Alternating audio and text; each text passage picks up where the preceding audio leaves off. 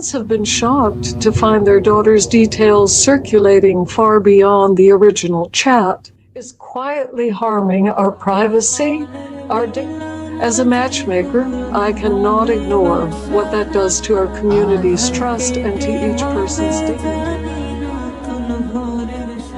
For more than 3 decades, I've been helping Muslim families find suitable spouses for their children.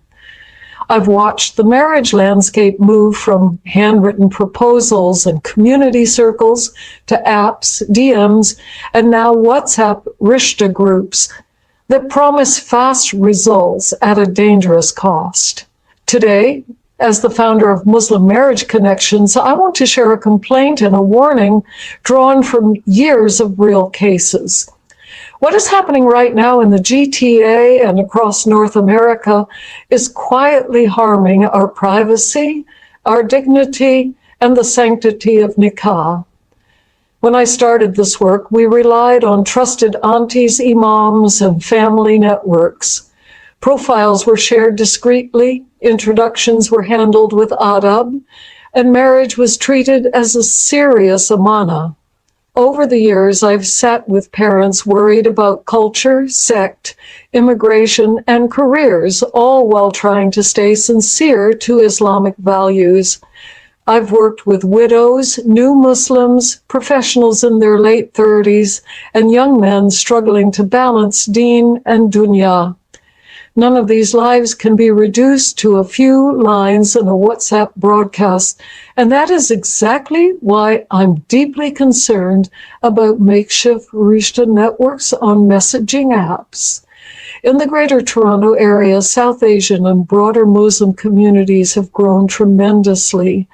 DCs are now the largest racialized group in Canada, with millions in places like Toronto and Mississauga. Many families still value arranged or semi-arranged marriages, look closely at deen and akhlaq, and worry about preserving culture without compromising Islam. At the same time, their children live fully in the digital world and expect technology to support them in every part of life, including marriage. With high marriage pressure and easy digital tools, informal WhatsApp and Telegram marriage groups were almost destined to appear. Families come to me saying, "We joined 3 to 4 WhatsApp Rishta groups. We paid the fees. We posted the profile, but something doesn't feel right." I've seen groups where hundreds of profiles are dumped into one chat, with photos, ages, locations, and personal details visible to complete strangers. Often, there's no serious verification, no clear Islamic framework, and no professional process, just the message, pay to join, and hope someone notices you. As a matchmaker, I cannot ignore what that does to our community's trust and to each person's dignity. My first concern is privacy. Once your profile and pictures are in a WhatsApp group, they can be forwarded and screenshot endlessly. Parents have been shocked to find their daughter's details circulating far beyond the original chat. My second concern is safety and accountability. In over 30 years, I've seen how easy it is to misrepresent yourself. Without proper vetting and a clear complaints process, a group admin simply cannot protect everyone using the chat. My third concern is spiritual and emotional harm. The search for a spouse should be thoughtful and dignified. When it turns into endless scrolling and a noisy chat, marriage starts to look like a quick transaction instead of a sacred covenant.